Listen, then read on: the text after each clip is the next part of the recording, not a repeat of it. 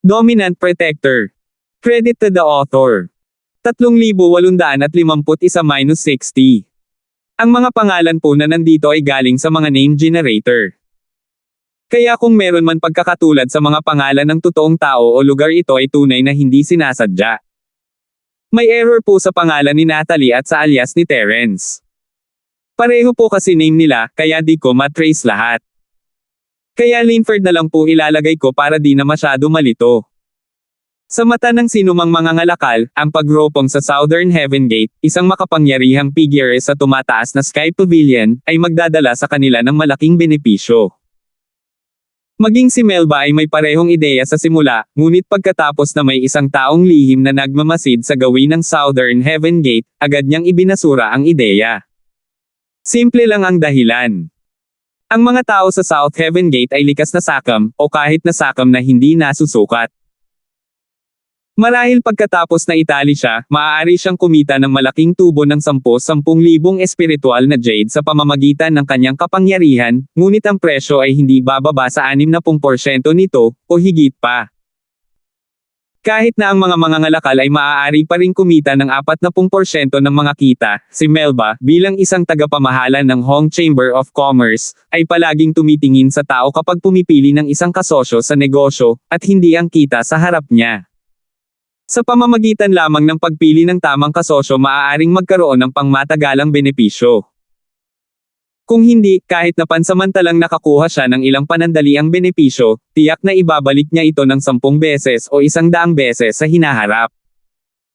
Ito ang karanasan at pananaw ni Melba na namumuno sa sangay ng North Island ng Hong Chamber of Commerce sa loob ng mga dekada. Kaya naman, kahit alam niyang sikat ang Southern Skygate at hinahangad ng ibang mga tindero, hindi naisip ni Melba na makipagkaibigan sa kanila. Sa halip, nanatili siyang magalang at hindi nagtanong tungkol sa kanila. Nang makitang si Melba ay walang takot, ang Southern Heaven Gate ay natigilan. Karaniwan, ang isang tindero tulad ni Melba na pinalabas sa gitnang isla ay higit na matatakot sa mga nakatataas sa gitnang isla, dahil kinokontrol ng mga taong iyon ang kanilang kinabukasan at maaaring magpasya sa kanilang pag-unlad sa hinaharap sa isang salita. Ngunit itong Melba na nasa harapan niya ay tila puno ng kumpiyansa at hindi man lang natatakot. O hindi ba naniniwala ang taong ito na makakausap niya ang matataas na antas ng mga figure ng Hong Chamber of Commerce sa gitnang isla? Sa isang mabilis na pag-iisip, ang South Heaven Gate ay mabilis na nakagawa ng conclusion. Ang dahilan kung bakit walang takot si Melba ay malamang na ang huli. Pagkatapos ng lahat, sa mata ng mga ordinaryong tao, kahit na ang Southern Heaven Sect ay ang pinakamatandang nakatatandang kapatid ng tumataas na Sky Pavilions Manager at itinuturing na nasa mataas na posisyon sa harap ng karamihan ng mga tao, hindi siya kwalipikadong makipag-usap sa mga matataas na tao sa gitnang isla ng Hong Chamber of Commerce. Natural lang na hindi seryosohin ni Melba ang kanyang banta. Hindi ka naniniwala na may kakayahan ako. Di bale, luluhod ka para magmakaawa sa akin mamaya. Umiling si Enteng sabay nguso at dumiretso sa punto, pumunta ako ng personal dito para magtanong tungkol sa kung sino man mula sa iyo, Manager Hong. Nabalitaan ko na maganda ang relasyon mo sa rogue cultivator na si Linford na pumatay sa pangatlong kapatid ko. Naisip ng Enteng na pagkatapos niyang sabihin ito, tiyak na tatanggihan siya ni Melba, na nagsasabi na ang isang bagay na katangahan tulad ng pagprotekta sa impormasyon ng customer ay ang lifeline ng Hong Chamber of Commerce. Gayunpaman, sa hindi inaasahang pagkakataon, ang reaksyon ni Melba ay ganap na iba sa kanyang inaasahan. Nang walang anumang labis na reaksyon o kahit isang salita, kinuha lang ni Melba ang tasa ng tsaa. Ang kahulugan ng paghahain ng tsaa para mapaalis ang panauhin ay halata. Si Melba, ang karaniwang mabait at magiliw na tindera, ay hindi man lang interesadong magsalita ng isang salita sa tanong na ito. Direkta siyang naghain ng tsaa para paalisan ang bisita. Sa pagkakataong ito, maging ang mukha ni Southern Heaven Gate ay namula sa galit, at hindi man lang siya umimik. Ang ganitong uri ng walang salita na tugon ay higit na nakakainis kaysa sa masasamang salita ng panunuya. Manager Hong, tatawagan kitang Manager Hong sa huling pagkakataon. Payo ko sa iyo na maging mataktika at makipagtulungan sa aking mga tanong. Kung hindi, huwag mo akong sisihin sa hindi kita pagbibigay ng pagkakataon.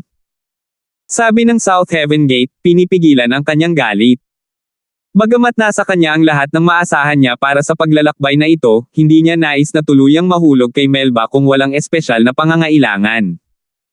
Pagkatapos ng lahat, ang Hong Chamber of Commerce ay isa sa mga nangungunang Chambers of Commerce. Kung maaari niyang gawin ang kabilang partido na makipagtulungan sa kanya ng masunurin, hindi lamang siya makakakuha ng mas malaking benepisyo mula dito, ngunit ito ay magiging mas tuloy-tuloy.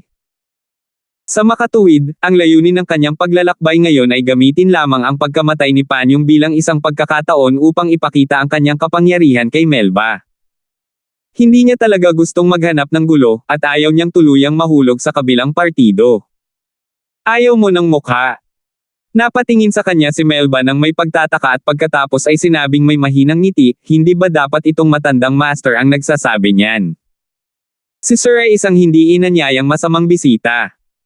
Ang matandang master na ito ay naghain na ng tsaa para paalisin ka, ngunit walang kahihiyang tumanggi ka pa ring umalis. Sino ba ang ayaw ng mukha? After a pause, Melba said seriously, dahil makapal ang balat mo, lilinuin ko. Pasensya na wala akong magagawa sa hiling mo. Mag-ingat ka. Hindi kita makikita. Matanda, medyo nirerespeto kita dahil manager ka ng Hong Chamber of Commerce. Pero dahil tinatanggihan mo ang isang toast para lang uminom ng forfeit, huwag mo akong sisihin sa pagiging impolite. Habang nagsasalita ang mga enteng, biglang tumaas ang aura niya, parang may paparating na bagyo. Nagsimulang manginig ang mga lamesa at upuan sa paligid niya. Perfected foundation establishment. Ang lakas niya ay mas mataas kaysa sa Panyong noon. Gayunpaman, naglakas loob siyang pumunta rito at gumawa ng kaguluhan sa maliit na lakas na ito. Hindi ba niya masyadong minamaliit ang aking Hong Chamber of Commerce? Naging seryoso ang ekspresyon ni Melba.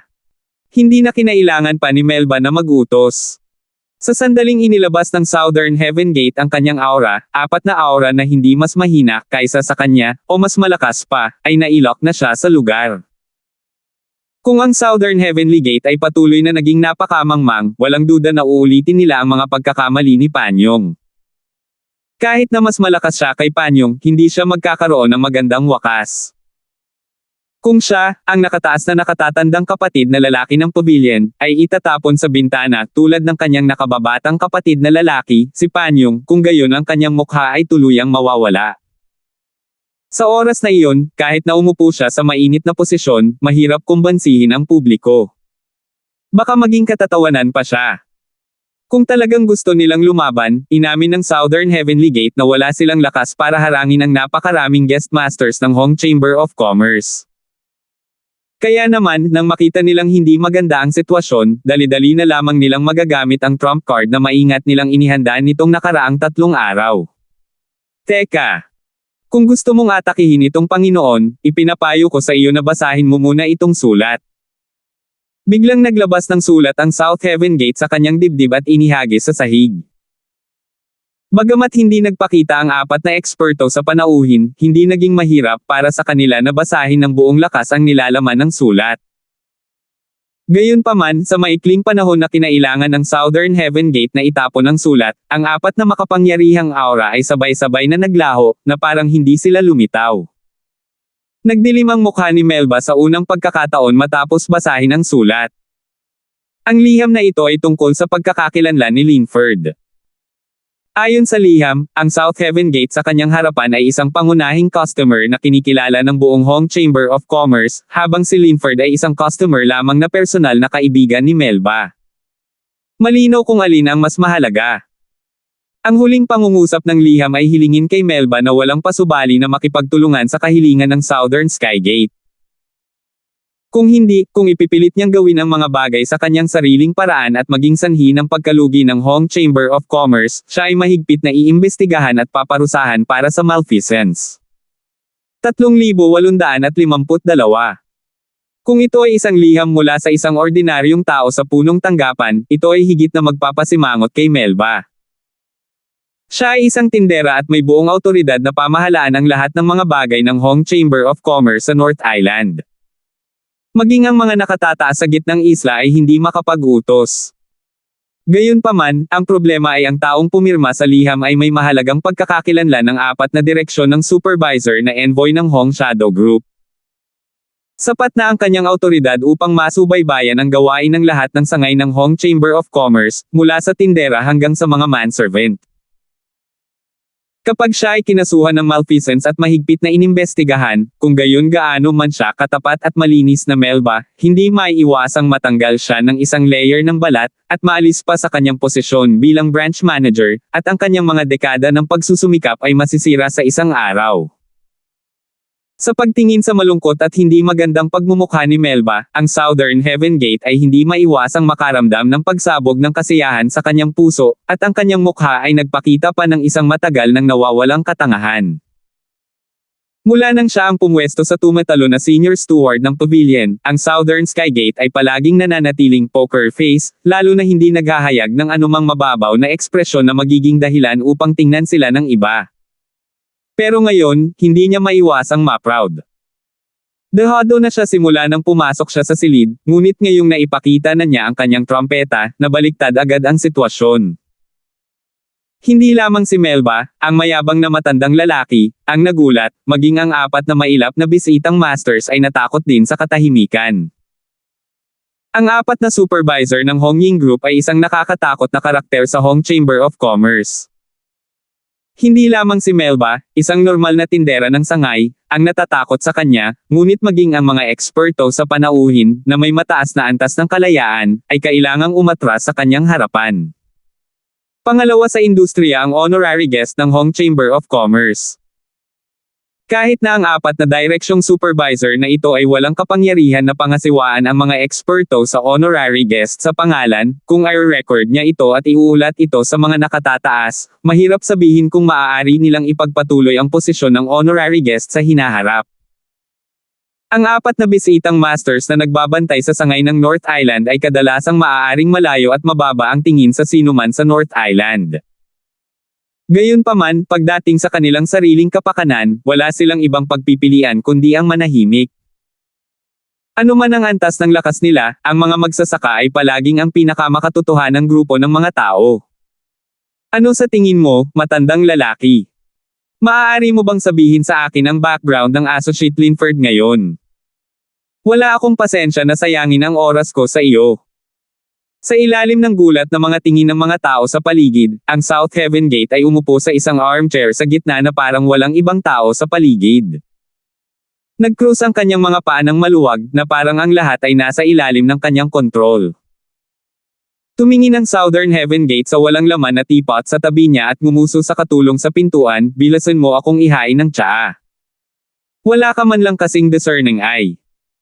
Paano masusuportahan ng Hong Chamber of Commerce ang isang grupo ng mga basurang tulad mo? Kung ito ay sa nakaraan, ang 4 na bisitang masters ay itinapon na sa katimugang pintuang daan ng langit para sa gayong kawalang-galang na aksyon. Gayunpaman, walang nang ahas na gumawa ng tunog ngayon. Maging si Melba, ang shopkeeper at ang full-power representative ng Hong Chamber of Commerce sa North Island, ay sumulyap lang sa kanya at hindi umimik. Napakunot ang noo ng lalaking lingkod sa pinto nang makita niya ito. Wala siyang choice kundi tahimik na pumasok at kunin ang teapot, naghahanda ng tsaa para sa Southern Heaven Gate. Nang makita ni Joel ang eksenang ito, hindi niya maiwasang lihim na mabigla. Ang Hong Chamber of Commerce ay isang hindi maarok na lugar. Ngayon, sa isang manipis na piraso lang ng papel, hindi na niya nakaimik ang tindera na si Melba at ang 4 na guest na masters. Tapos, nakasmile na siya. Ang martial uncle na ito ng Southern Heaven Gate ay talagang hindi isang mahirap na figure na maihahambing ng kanyang murang amo. Ngunit sa sandaling ito, nang makita ang ekspresyon ng pagkatalo ni Melba, hindi maiwasan ni Joel na makaramdam ng lihim na kasiyahan. Bagamat si Linford ang nagnakaw ng Star Inkstone, si Melba, na nagbigay ng Star Inkstone kay Linford, ay nasa listahan din ng mga sama ng loob ni Joel. Gayunpaman, dahil siya ay masyadong mahina, hindi siya makahanap ng problema sa kabilang partido kahit na gusto niya. Ngayon, hindi na kailangan ni Joel na gawin ito mismo. Ang martial uncle na ito ng Southern Heaven Gate ay nagawa na ito para sa kanya. Sa pagtingin kay Melba, ang tinaguriang big shot ng Hong Chamber of Commerce, nagdurusa sa pagkawala, nagngangalit ang kanyang mga ngipin sa puot ngunit hindi nang ahas na labanan, ang ganitong uri ng pakiramdam ay sadyang nakapagpapasigla. Ang lahat ay may mga pakinabang at kawalan. Ang pagkakakilanlan ng manager ng North Island branch ng Hong Chamber of Commerce ay nagbigay kay Melba ng katayuan at kapangyarihan, ngunit naglagay din ng mga layer ng mga paghihigpit sa kanya. Sa pamamagitan ng sulat na ito, kung sinabi ni Melba na hindi sa oras na ito, nangangahulugan ito na kalabanan niya ang supervisor ng 4 na kapangyarihan ng Hong Shadow Group. Bagamat ang mga supervisor ng 4 na rehiyon ay walang kapangyarihang magsulong ng iba, kung gusto nilang sirain ang kinabukasan ng isang tao, magagawa nila ito sa isang salita lamang. Sa makatuwid, kahit si Melba, na may mataas na posisyon at kapangyarihan, ay hindi nang ahas na baliwalain ito. Pagkatapos ng lahat, ito ay nag-aalala sa hinaharap, sino ang maglalakas loob na baliwalain ito. Pagkaraan ng ilang sandali, dumating ang alipin na may dalang tasa ng tsaa at maingat na tiningnan ang madilim na si Melba. Nang makitang hindi siya umimik, nailagay na lang niya ang tsaa sa mesa sa tabi ng Southern Heaven Gate at saka yumuko at umalis. Ibinuhos ng South Heaven Gate ang kanyang sarili ng isang tasa, dinala ito sa kanyang bibig at humigop, pagkatapos ay pinagmamalaki si Melba, dapat ay pinag-isipan mo ng mabuti ang gagawin. Kailangang iyuko ng mga tao ang kanilang mga ulo sa ilalim ng mga ambi. Matanda ka na, kaya hindi ko na kailangang ituro sa iyo ang prinsipyong ito ng personal. Kung makikipagtulungan si Melba o hindi, hindi kailanman nagkaroon ng anumang pagdududa ang Southern Heaven Gate. Sa sulat mula sa inspector ng grupong Hongying ng 4 na direksyon, katumbas ito ng paghawak sa Imperial Sword sa kanilang mga kamay. Hindi na bahala ang Southern Heaven Gate na hindi makikipagtulungan si Melba. Si Melba ay isa ring maunawang tao. Kung hindi man lang siya nagkaroon ng ganitong kaunting pagpaparaya, hindi niya makukuha ang posisyon ng manager ng sangay ng North Island. Ayon sa orihinal na plano ng Southern Heaven Gate, kung ito ay hindi lubos na kinakailangan, hindi niya nilayon na gamitin ang liham na ito upang pilitin ang kabilang partido na umamin ng pagkatalo. Noong una ay gusto niyang hayaang kilalanin ni Melba ang kanyang kapangyarihan at gumawa ng inisyatiba na makipagtulungan sa kanya sa isang malaking deal sa negosyo. Bagamat maaari niyang gawing mas aware ang kabilang partido sa kanyang kapangyarihan sa pamamagitan ng pagsasamantala sa sitwasyon, na magiging mas madali para sa kanya na sakupin ang isang malakas na posisyon sa hinaharap na pakikipagtulungan, kung gagamitin niya ang kanyang kapangyarihan upang masyadong mangbuli sa iba, maaaring magkaroon ito ng kabaligtaran na epekto. Kung si Melba ay nagkikimkim ng sama ng loob at tumanggi na makipagtulungan sa kanya, ito ay talagang napakasama at hindi sapat. Gayunpaman, si Melba, ang matandang fogey na ito, ay hindi nais na bigyan siya ng mukha at iginiit na hayaan siyang tumapak sa kanyang mukha. Dahil hindi na siya mapipigilan, mabusog lang siya. Ang paghigop ng mainit na tsaa sa kanyang tasa, ang Southern Heaven Gate ay hindi naiinip gaya ng sinabi niya. Mukhang wala siyang balak na himukin si Melba. Kung titignan ang kanyang ekspresyon, tila nasasarapan siya sa pakiramdam na ito. Ang pambubuli kay Melba, isang tindera ng Hong Chamber of Commerce, ay isang pambihirang pagkakataon. Ang ganyang big shot lang ang makakadama kapag naaapakan ang mukha ng mga tao. Kahit na ang isang matalinong tao tulad ng Southern Skygate ay walang pagbubukod. Marahil pagkatapos na pumalit si Melba, natuklasan niya ang mga pagkukulang ng Hong Shadow Group, kaya ang Hong Shadow Group ay kontrolado ng maliit na Hong pakitingnan ang Top Quality Cultivation Young Master. 3,853. Tinitingnan ng walang takot na ekspresyon sa mukha ng Southern Heaven Gate matapos kunin ang sulat, natahimik si Melba saglit bago siya tumawa, tingnan mo ang iyong kahulugan, tila siguradong kakainin mo ang matandang ito. Oh, hindi ba? Don't tell me you dare to say no to this, Lord. Ngumisi ang Southern Heaven Gate, hindi isinasapuso ang tanong ni Melba. Malinaw sa kanya ang posisyon ng inspector ng Hongying Group sa 4 na direksyon sa Hong Chamber of Commerce noong una siyang nakipag-ugnayan sa mataas na opisyal ng Nakajima. Nakangiti niyang pinalo ang isang branch manager. Hindi lamang walang kapangyarihang lumaban ang kabilang partido, kundi kailangan pa niyang lumuhad at humingi ng awa sa publiko upang mailigtas ang kanyang buhay. Sa sulat na ito dito, kahit nabigyan pa ng kaunting lakas ng loob si Melba, hindi siya maglalakas loob na magsabi ng anuman. Wala man lang kalahating salita. Nagtaas ng kilay si Melba at saka umiling. Kung gayon, bigwan kita, sir. Ang matandang master na ito ay hindi nagsasalita ng kalahating salita, ngunit ang matandang master na ito ay masasabi ng malinaw sa iyo ngayon na maaari ka nang umalis. Ano? Sa isang iglap, biglang nalamig ang kapaligiran sa loob ng Hong Chamber of Commerce. Ang Southern Heaven Gate, na nagtitiwala na ang lahat ay nasa ilalim ng kanilang kontrol, ay may banayad na ekspresyon sa kanilang mga mukha. Nahirapan pa nga silang paniwalaan. Hindi mo naiintindihan ang sinasabi ko. Tumingin si Melba sa ekspresyon ng South Heaven Gate at ang kanyang mga mata ay napuno ng pangungutya at panlalamig. Kung ganoon, baka mas direkta at madaling intindihin ako. Maaari kang mawala ngayon. Ha? Matanda ka na ba? May edad ka na ba? Agad na namula ang mukha ni Southern Heaven Gate, at hindi niya maiwasang sabihin sa galit, nabasa mo ba ang nilalaman ng sulat? Naglakas loob kang huwag pansinin ang mga salita ng apat na supervisor at magkunwaring wala kang nakita. Naisip ng Nantian Gate na pagkatapos niyang banggitin ang mahalagang salitang ito sa Hong Chamber of Commerce, kahit na ang kabilang partido ay hindi natatakot gaya ng naisip niya, hindi niya ito pip-aikit.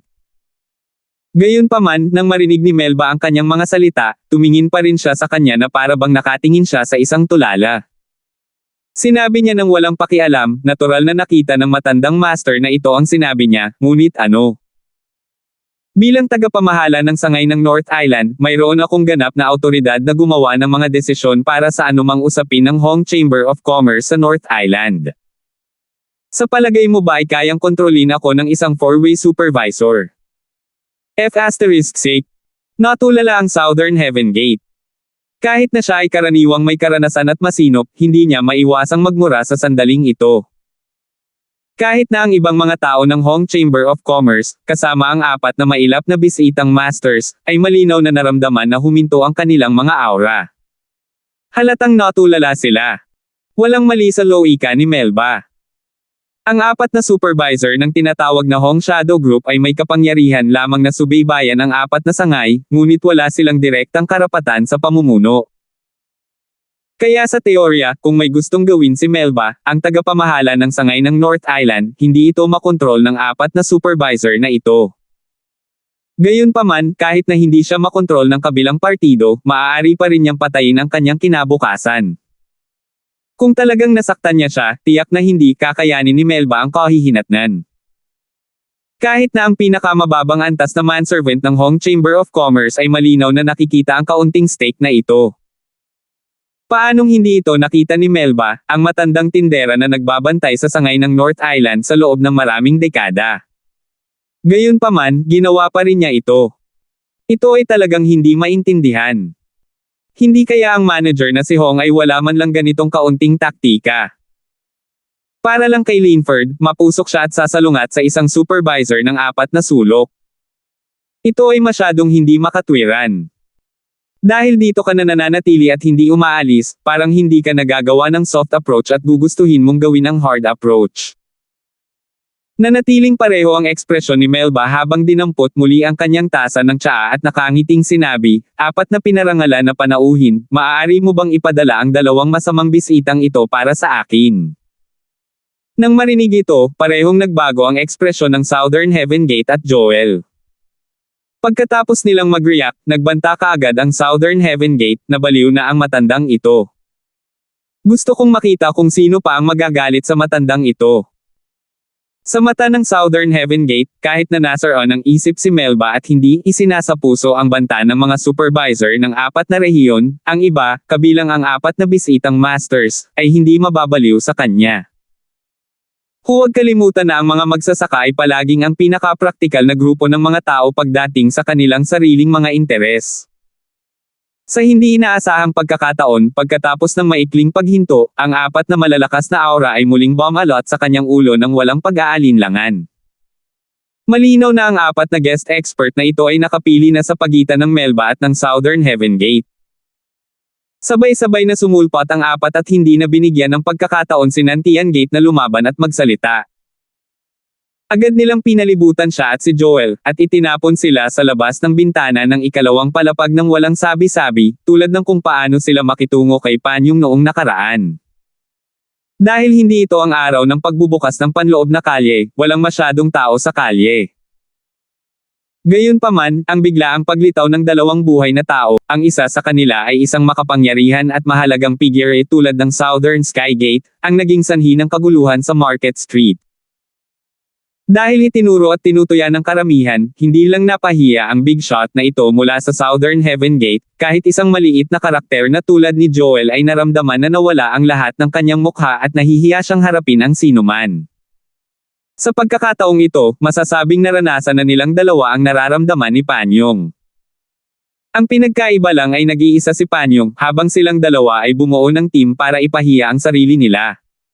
Napahamak na matanda. Tumingin si Southern Skygate kay Melba, na kalmado at nakakulong sa ikalawang palapag, at hindi napigilan ang pagngangalit ng kanyang mga ngipin sa puot, ang kanyang mukha ay nag-aapoy. Nang una niyang malaman na ang kanyang ikatlong kapatid na lalaki, si Panyong, ay itinapon sa labas ng Hong Chamber of Commerce, siya ay puno ng paghamak. Hindi niya inasahan na kahit na ginawa na niya ang buong paghahanda, hindi pa rin niya matatakasan ang parehong nakakahiyang sitwasyon. Paano niya natitiis ito? Siya ang grand eldest senior brother ng tumataas na Sky Pavilions manager, ngunit siya ay itinapon pababa mula sa ikalawang palapag sa gitna ng kalye ng hindi nakalaban. Siya ay kinutya at pinagmamasdan ng napakaraming dumaraan. Ang Southern Heaven Gate ay ganap na pinahiya siya sa natitirang bahagi ng kanyang buhay. At si Joel, ang maliit na karakter na ito, ay hindi napigil ang pamuna sa kanyang puso sa sandaling ito. Napakagaling ng martial uncle na ito, agad niyang pinigilan si Melba at ang iba pa hanggang sa hindi na sila makahinga, ngunit hindi niya inaasahan na mapupunta pa rin siya sa nakakahiyang sitwasyon. Hindi lamang niya nabigo na alamin ang background ni Linford, ngunit nawalan din siya ng mukha. Siya ay talagang napunta sa lana at umuwi na ginupit. Gaano kasikat ang tatlong magkakapatid na Nolan? Sa huli, nang makalaban nila ang isang behemoth tulad ng Hong Chamber of Commerce, ang ikatlo at pangalawang magkakapatid ay sunod-sunod na itinapon sa kalye upang hiyain at pagtawanan. Sa wakas ay naunawaan ni Joel na ang dalawang panig ay hindi kailanman nasa parehong antas. Sa ilalim ng pangungutya ng mga nakapaligid na nanunood, ang Southern Heaven Gate at Joel ay walang oras para ilabas ang kanilang galit, at nagmamadaling tumayo, nagbabalak na takpan ang kanilang mga mukha at umalis. 3,854. Pareho silang matalinong tao. Hindi man nila kayang lunokan ang galit na ito ngayon, ang mga ngipin lang nila ay nalulunok. Kung hindi, sa kanilang lakas, kung talagang nakipaglaban sila sa napakaraming eksperto ng Hong Chamber of Commerce, ang resulta ay hindi kasing simple ng pagkawala ng mukha. Nang malapit nang makatakas ang Southern Skygate at Joel, isang piraso ng papel ang lumutang sa kanilang harapan. Ito ang liham na ipinakita ng Southern Skygate upang takutin si Melba. Ang liham ay nilagdaan bilang inspector ng apat na kapangyarihan ng Hong Shadow Group. Sa pag-asa sa piraso ng sirang papel na ito para pananakot sa matandang ito, iniisip ba ninyong dalawa na napakasimple at madumi ng Hong Chamber of Commerce ko? Ang ganitong klase ng basura, dapat ninyong dalawa itong bawiin at itago para dahan-daang basahin. Tumayo si Melba sa tabi ng bintana sa ikalawang palapag at ngumiti. Mag-ingat ka, hindi kita papaalisin. Malakas na naghiyawan ang mga dumadaan sa paligid. Si Melba ay nasa Market Street na ito sa loob ng maraming dekada at palaging tinatrato ang mga tao ng may kabaitan. Kilala siya at may magandang relasyon sa mga tao. Hindi siya maihahambing sa tinatawag na mainit at mahahalagang figure ng Southern Skygate. May guts ka. Matandang tao, tandaan mo ito, aayusin ng hari na ito ang account na ito sa iyo maaga o huli. Gusto kong makita kung hanggang kailan ka magiging branch manager. Sampay ng South Heaven Gate sa pamamagitan ng nagngangalit na mga ngipin. Pagkatapos, sa tawanan ng mga nakapaligid na tao, tinakpan nila ni Joel ang kanilang mga mukha at tumakbo palayo. Nakatingin sa likuran ng dalawa na tumatakas dahil sa kahihiyan, mahinang ngumiti si Melba at sinabi sa kanyang sarili, hanggang kailan ka pa makakatagal? Siyempre, kaya akong manatili hanggat gusto ko. Kuya Hong, napakaraming nawala sa ating mukha sa pagkakataong ito. Siguradong hindi hahayaan ng lalaking iyon na magpahinga ang bagay na ito. Kailangan mong maging handa. Pinaalalahanan siya ng isa sa mga bisitang masters. Gaya ng inaasahan, kapag bumalik ang Southern Heaven Gate, tiyak na makikipag-ugnayan silang muli sa inspector ng apat na kapangyarihan. Ang mga aksyon ni Melba ay tiyak na magdudulot ng kawalang kasiyahan, at magkakaroon ng gulo. Umiling si Melba, walang pakialam. Hindi bale, hindi na kailangang isapuso ang mga clown na ito. Gusto nilang takutin ang matandang ito sa pamamagitan lamang ng sulat. Masyadong simple itong tatlong magkapatid na Nolan. Hehe. Nang marinig ito ng mga bisitang masters, nagkatinginan sila at nagtawanan, puno ng pangungutya ang kanilang mga mukha. Gamit ang apat na direksyong supervisor ng Hongying Group para banta ang isang branch manager, walang mali sa loika ng pagkilos ng Southern Skygate. Dahil karaniwan, walang branch manager ng Hong Chamber of Commerce ang maglalakas loob na baliwalain ang ganitong banta. Kung sino pa man iyon, natapos na nila ang kanilang misyon sa South Heaven Gate. Gayunpaman, ang Southern Heaven Gate ay nakagawa ng isang nakamamatay na pagkakamali. Ang posisyon ni Melba sa Hong Chamber of Commerce ay hindi lamang isang simpleng branch manager. Siya ay may isa pang pangunahing pagkakakilanlan, ang kanyang apelyido ay Hong. Kung hindi binanggit ni Melba ang pagkakakilanlan na ito, halos makalimutan na ito ng apat na bisitang masters. Ngayong bigla na lang nilang naalala, gumaan ang loob nila sa ginawa ni Melba. Gayunpaman, hindi ibig sabihin na hindi nila ako mahawakan ay titigil na sila. Medyo nag-aalala ako sa batang Linford na iyon. Bahagyang kumunot ang mga kilay ni Melba sa pag-aalala. Pagkatapos ng ilang pakikipag-ugnayan, nakita na niya ang nakakagulat na potensyal ni Terence. Ang potensyal na ito ay isang bagay na hindi pa niya nakita kahit na sa kanyang karanasan. Bilang isang negosyante, sinabi sa kanya ng kanyang matalas na intuition na ang Linford na ito ay ang bihirang bagay na hinihintay niya.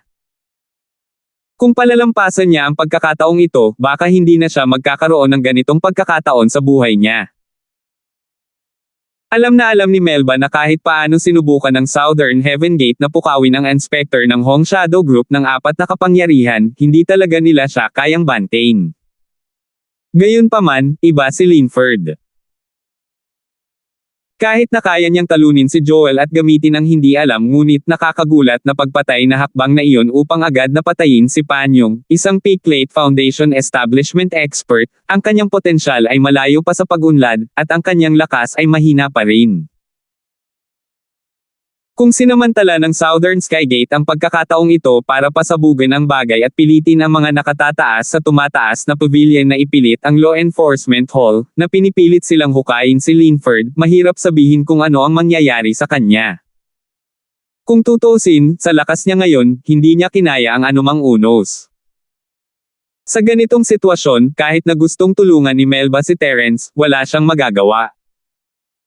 Siya ay kapareho ng Southern Heaven Gate at Joel wala siyang alam tungkol kay Terence. Sa kabilang banda, pagkatapos magdusa ng napakalaking kawalan sa Hong Chamber of Commerce, natural na hindi ito pababayaan ng Southern Heaven Gate. Ang unang bagay na ginawa niya nang bumalik siya sa tumataas na Sky Pavilion ay sumulat ng liham sa inspector ng apat na direksyon ni Hong Ying, na nasa Nakajima. Hindi niya kailangang palakihin ang anumang bagay. Kailangan lang niyang ilarawan kung ano ang nangyari sa Hong Chamber of Commerce ngayon, at hindi na niya kailangang panghimasukan ang iba pang bagay. Kung mas mataas ang posisyon ng isang tao, mas pahalagahan niya ang kanyang reputasyon. Ang hindi sineseryoso ni Melba ang kanyang sulat ay katumbas ng hindi pagseryoso sa kanya. Kahit na ang South Heaven Gate ay hindi maghasik ng hindi pagkakaunawaan, ang supervisor ng apat na direksyon sa Middle Island ay tiyak na sasalakayin si Melba para sa kapakanan ng kanyang reputasyon. Ang ikalawang bagay ay ang pasabugan ng pagkamatay ng kanyang ikatlong kapatid na si Panyong. Dahil ayaw makipagtulungan ni Melba, kailangan niyang gamitin ang kapangyarihan ng Law Enforcement Hall kung gusto niyang pilitin na lumabas si Linford, isang buhong cultivator na hindi kilalang pinanggalingan. Gayunpaman, ang Law Enforcement Hall ay isa sa mga nangungunang departamento ng 3 pavilion sa North Island. Ang kapangyarihan nito ay hindi dapat maliitin. Kahit na ang mga matatanda na may bahagyang mahinang kapangyarihan ay maaaring hindi makapagbigay ng anumang impluwensya dito, lalo pa ang pinakamatandang nakatatandang kapatid na lalaki, na namamahala lamang sa tumataas na Sky Pavilion sa Southern Heaven Gate. Sa buong tumataas na Sky Pavilion, kakaunti lang ang mga tao na maaaring magpayuko kay Julius, ang master ng Hall of Justice. Ang taong hinahanap ng Southern Heaven Gate ay ang pinakamakapangyarihang tao sa kanila, si Truett, ang master ng tumataas na Sky Pavilion. Ang Southern Heaven Gate ay napunta sa Truett pagkatapos ng maingat na pagsasaalang-alang. Si Truett ang karapat-dapat na pinuno ng tumataas na Sky Pavilion. Ngayong napatay na ang kanyang ikatlong kapatid, na siyang nangangasiwa na deacon ng tumataas na Sky Pavilion, natural lang na siya, ang pangalawang kapatid, ay humingi ng hustisya mula sa pinuno. Walang ibang makakahanap ng mali sa kanya. Si Truett ang pinuno ng tumataas na Sky Pavilion.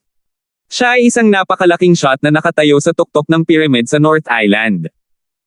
Maging ang South Heaven Gate, na siyang pinakamatandang kapatid na lalaki na namamahala sa tumataas na Sky Pavilion, ay nahirapang makilala siya.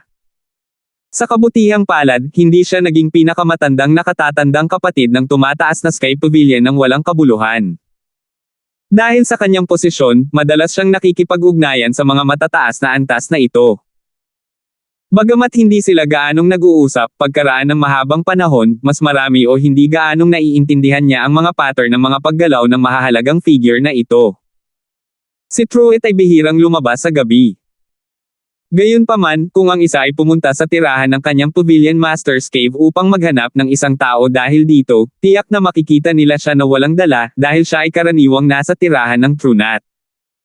3,855. Ang tirahan ng Trunat ay matatagpuan sa pangunahing lugar ng Chong Tian Pavilion. Ito ay hindi isang kuweba na tirahan na espesyal na ginamit para sa paglilinang. Sa halip, isa itong loft na gawa ng tao. Ito ang lugar kung saan nakatira si Truett. Ang dahilan kung bakit tinawag itong tirahan ng Trunat ay dahil dalawa lamang ang may-ari dito, at ang pangalan ng tirahan ay nabuo sa pamamagitan ng pangalan ng dalawang tao.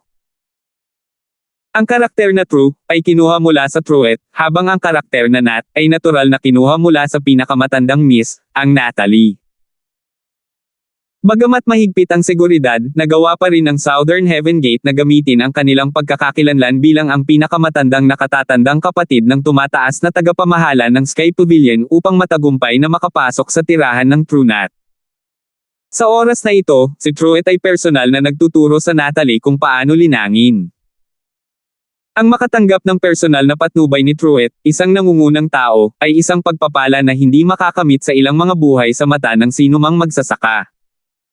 Sa kasamaang palad, nakakadismaya na ikumpara sa iba. Ang ganitong uri ng pagtrato na hindi man lang pinangarap ng iba ay hindi talaga kaakit-akit sa mga mata ni Miss Salter. Katulad ngayon, nang ang South Heaven Gate ay pinapasok ng mga gwardya, nanginginig sa takot, si Lady Salter ay nakikipaglaro sa maliit na curly bear na walang pakialam sa mundo. Samantala, si Truett, ang mataas at makapangyarihang Pavilion Master, ay nakaupo sa gilid na naka-cross arms at may mapait na ngiti sa kanyang mukha, na parang sumasakit ang ulo. Sila ay mga kamag-anak mula sa ibang henerasyon, at ang kanilang mga anak ay wala sa paligid. Natalie, ang nag-iisang apo, ay tiyak na ang pearl sa palad ni Truett. Kahit na hindi siya spoiled, kinikilig pa rin siya. Maliban kung may nangyaring malaking bagay, sa ilalim ng normal na mga pangyayari, mananatili si Truett sa tirahan ng Trunat pagkalipas ng dilim. Ine-enjoy niya ang oras kasama ang kanyang pamilya at sabay na mga siwa sa paglilinang ng Natalie.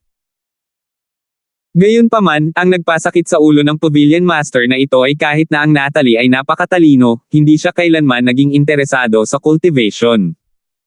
Kahit sa kanya, ang kanyang lolo, personal na nanunood sa kanya, ito ay walang silbi. Siya ay kalahati pa rin at nagbago ang kanyang isip sa lahat ng uri ng mga paraan upang gumawa ng maliliit na pagbabago.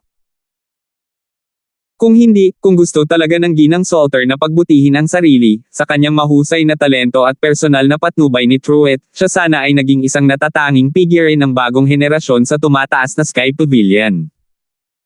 Nang makita ang pasukan ng South Heaven Gate, nasa sabik kaagad si Natalie, "Lolo, may naririto para sa iyo. May mas importante pa tayong gagawin. Tapusin na natin ang paglilinang ngayon dito." Nang marinig ito, hindi alam ni Truett kung tatawa ba siya o iiyak.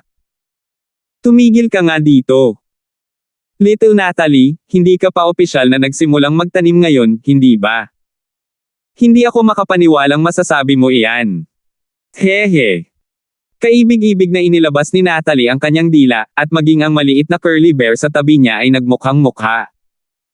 Walang choice si Truett kundi sumuko. Pagkatapos ng lahat, ang Southern Sky Gate ay ang pinakamatandang kapatid na lalaki na namamahala sa tumataas na pavilion, at hindi ito maaaring baliwalain ni Truett. Hindi maiiwasan na samantalahin ni Natalie ang pagkakataong paalisan siya. Nang makitang napansin siya ni Truett, mabilis na lumuhad ang enteng sa lupa at magalang na nagsabi, binabati ni Disciple South Heaven Gate ang Pavilion Master. Sa harap ng Natalie, ang kanyang nag-iisang apo, si Truett ay isang mabait na matandang lalaki. Gayunpaman, sa harap ng mga tagalabas, siya ay isang nangungunang figure na nakatayo sa tuktok ng buong North Island, isang tunay na napakalakas na big shot. Kahit na sinadya niyang pigilin ang kanyang aura, naramdaman pa rin ito sa mga tao na siya ay nagmamalabis at nangingibabaw, at sila ay nanginginig na parang naglalakad sa manipis na yelo. Ikinawi ni Truett ang kanyang kamay, senyales na tumayo ang Nantian Gate at magsalita. "Ano ang gusto mo?" Ito ay isang simpleng tanong lamang, ngunit dahil nabawi ni Truett ang kanyang dignidad, ginawa nito ang perpektong eksperto sa foundation stage mula sa Southern Heaven Gate na nanginginig sa takot mula sa kaibuturan ng kanyang puso. Pakiramdam niya, kung magre-relax siya kahit kaunti, malulunod siya kaagad sa pressure na hindi sinasadyang pinakawala ni Truett. Hawak ang bawat bahagi ng kanyang aura, bahagya siyang tumayo mula sa lupa, at pagkatapos ay maingat na sumagot, "Pavilion Master, nandito ang disipulong ito para sa aking pangatlong kapatid."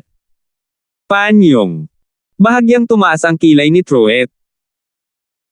Bagamat si Panyong ay walang kabuluhan sa kanyang paningin at hindi niya ito papansinin ng normal, bilang Pavilion Master ng tumataas na Sky Pavilion, makikita niya ang anumang nangyari sa tumataas na Sky Pavilion. Bilang nangangasiwa na deacon ng tumataas na Sky Pavilion, pinatay si Panyong sa teritoryo ng 3 malalaking pavilion. Kahit na walang sino man ang sadyang nagdagdag ng panggatong sa sunog, nagdulot ito ng matinding kaguluhan nitong mga nakaraang araw. Natural, hindi lingid sa kaalaman ni Truett. Matalino ang Pavilion Master. Ang pangatlong kapatid ay ang supervising deacon ng tumataas na Sky Pavilion, ngunit pinatay siya ng isang gumagala-gala na magsasaka sa palengke. Kung hindi natin mahuli ang mamamatay tao sa lalong madaling panahon, natatakot ako na maapektuhan nito ang reputasyon ng tumataas na Sky Pavilion. Maingat na sinabi ng South Heaven Gate. Kahit na ang isang matalino at matalinong tao na tulad niya ay hindi nang ahas na maglaro ng anumang mga trick sa harap ng isang nangungunang big shot tulad ng Truett. Maingat lamang niyang maipahayag ang kanyang mga nais sa kanyang mga salita. Anumang iba pang mga aksyon ay kalabisan, mapagmataas sa sarili, at haantong lamang sa kamatayan. Bahagyang tumango si Truett. Walang mali sa mga salita ng Southern Heaven Gate. Kung hahatakin ang usaping ito, bagamat hindi ito magdudulot ng anumang gulo, tiyak na masisira nito ang reputasyon ng tumataas na Sky Pavilion. Tama, pero hindi ba naibigay na ang usaping ito sa Law Enforcement Hall? Dahil si Panyong ang supervising deacon, isa rin siya sa mga alagad ng Law Enforcement Hall. Hindi siya papansinin. Si Panyong talaga ang supervising deacon ng tumataas na Sky Pavilion, pero sa huli, member pa rin siya ng Law Enforcement Hall. Nadurog ang puso ni Enteng nang marinig niya ito. Si Panyong ay isa nga sa mga tagapatupad ng Batas Hall. Logically speaking, dapat seryosohin ito ng Law Enforcement Hall kapag napatay ang isa sa kanila. Gayunpaman, ang katotohanan ay kahit na ang kamatayan ni Panyong ay isinampa, ang Law Enforcement Hall ay nagpapatuloy lamang sa mga mosyon at hindi gumawa ng anumang malalaking hakbang. Kung hindi, sa nakakatakot na kapangyarihan ng law enforcement hall, nahukay na sana nila ang individual na cultivator na si Linford nitong mga nakaraang araw. Paanong walang galaw gaya ngayon? Sa huli, kung sineseryoso o hindi ng tagapagpatupad ng batas hall ang pagkamatay ni Panyong ay nakasalalay sa saloobin ni Julius. Kung si Julius ang nagbigay ng utos, ang law enforcement hall ay magkakaroon ng paraan upang mahanap si Linford kahit na kailanganin nilang hukayin ang buong North Island. Gayunpaman, ang problema ngayon ay ang pagkamatay ni Panyong ay wala sa paningin ni Julius. Ito ay isang katawa-tawa at hanggal na bagay na mag-aksaya ng enerhiya sa isang maliit na figure. Dahil ang kanilang amo ay nagkaroon na ng ganoong ugali, ito ay maliwanag na ang kanilang mga nasasakupan ay magkunwaring pagkamagalang at magpapatuloy sa mga galaw. Maaaring baliwalain ito ni Julius, ngunit hindi maaaring lubusang baliwalain ni Truett, ang Pavilion Master ng tumataas na Sky Pavilion, ang reputasyon ng tumataas na Sky Pavilion. Ito ay dahil, sa isang diwa, si Panyong, isang alagad na may hawak na napakahalagang posisyon, ay pinatay sa kanyang sariling teritoryo. Ito ay hindi lamang isang provocation sa tumataas na Sky Pavilion, kundi isang provocation din sa kanya, ang Pavilion Master. 3,856. Mula sa mga salita ni Truett, masasabi na ng South Heaven Gate kung ano ang ibig sabihin ng Pavilion Master na ito. Parang ayaw niyang makialam sa mga gawain ng law enforcement hall. Sa katunayan, ito ay tulad ng naisip ng Southern Heaven Gate. Ayaw ni Truett na maglagay ng anumang pressure sa law enforcement hall o Julius dahil kay Panyong. Si Julius ay naging paboritong general ni Truett sa lahat ng mga taon na ang nakalipas, at siya ay palaging pinapahalagahan niya. Bagamat nagkaroon ng maraming kritisismo sa mga lansangan sa paglipas ng mga taon, kitang-kita sa lahat ang kakayahan at mga nagawa ni Julius. Ang bawat isa ay may kanya-kanyang paraan ng paggawa ng mga bagay-bagay. Dahil mataas ang tingin ni Truett kay Julius, hindi siya makikialam sa kanyang trabaho. Kung masyado siyang nakikialam, hindi lang ito makakabuti sa kanya, ngunit madali rin itong magdulot ng bitek sa kanilang relasyon. Si Truett ay matalino at hindi gagawa ng ganoong mababang antas ng pagkakamali. Higit pa rito, kahit na ang pagkamatay ni Panyong ay itinuturing na isang malaking bagay sa mga mata ni Truett, ito ay isang maliit na bagay pa rin. Ang sitwasyon ni Panyong na humahabol kay Linford sa publiko sa palengke ngunit kalaunan ay napatay ay matagal nang naiulat sa kanya ng kanyang pribadong sistema ng panektik. Ayon sa karaniwang estilo ni Truett sa paggawa ng mga bagay, kahit bilang master ng pavilion ng umaangat na pavilion, hindi niya bulag na protektahan ang sarili niyang mga tao. Normal para sa mga magsasaka na magpatayan. Hanggat hindi sila napatay ng ilang malilim na pagsasabuatan, kahit na ito ay isang pangunahing disipulo ng tumataas na pavilion na namatay, hindi ito gagawing malaking bagay ni Truett. Ang paghihiganti sa pugilistic na mundo ay natural na magbubuwis ng buhay. Dahil hindi sila kasing galing ng iba, ano pa ang masasabi? Mamatay man sila, karapat-dapat silang mamatay. Gayunpaman, imposible para kay Truett na sabihin ito sa kanyang mga disipulo. Naipahayag lamang niya ang kanyang paninindigan sa pamamagitan ng pagbibigay sa kanila ng malamig na balikat. Naisip ng Southern Heavenly Gate na magkakaroon sila ng pagkakataon na manalo sa Pavilion Master para tumayo para sa kanila. Basta may sinabi siya, ma-pressure niya ang law enforcement hall. Natural, hindi makakapagtago si Linford sa kanila. Gayunpaman, hindi nila inaasahan na napakalamig ng Truett. Sa harap ng isang top-tier na big shot tulad ng Truett, ang Southern Heaven Gate ay isang hindi gaanong mahalagang tao. Dahil naibigay na ng big shot ang kanyang saloobin, gaano man kadesmaya ang maliit na pagbaril, hindi siya nang ahas na ipagpatuloy ang isyong ito. Kung ginawa niyang hindi masaya ang big shot, ang mga kahihinatnan ay mahirap hulaan. Pavilion Master, alam ko na ang law enforcement hall ay may sariling mga alituntunin at hindi pinahihintulutan ang anumang panlabas na panghihimasok. Wala akong reklamo tungkol dito, ngunit ako at si Panyong ay magkapatid sa iisang ina. Ngayong napatay na ang aking kapatid, hindi ako maaaring umupo at walang magawa. Kahit na kailangan kong umasa sa sarili kong lakas, kailangan ko siyang ipaghiganti.